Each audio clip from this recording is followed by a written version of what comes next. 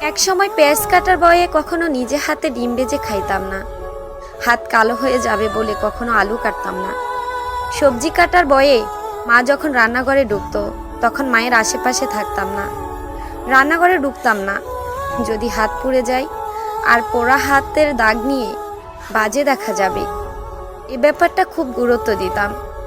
খাবার শেষে প্লেটটা টেবিলে রেখে উঠে যেতাম, তবুও মায়ের কোনো অভিযোগ ছিল না। আমার মাটা খুব দুঃখী, সারা জীবন কষ্ট করে গেছে, একা একা খুব কাজ করত। কখনো বলেনি আমার মেয়েটা কোনো কাজের না, বরং বলতো আমার মেয়েটা সারাদিন অনেক খাটাখাটনি করে, প্রয়োজন নেই তার কাজ করার। আজ যখন পেঁয়াজ কাটি, সবজি কাটি, আলু কাটি, রান্না করি, তেল ছিটিয়ে গায়ে এসে পড়ে, উফ শব্দটাও করার সময় পাই না। তখন মায়ের মুখটা চোখে ভেসে আসে, আর দুই চোখে জল গড়ে পড়ে মায়ের জন্য।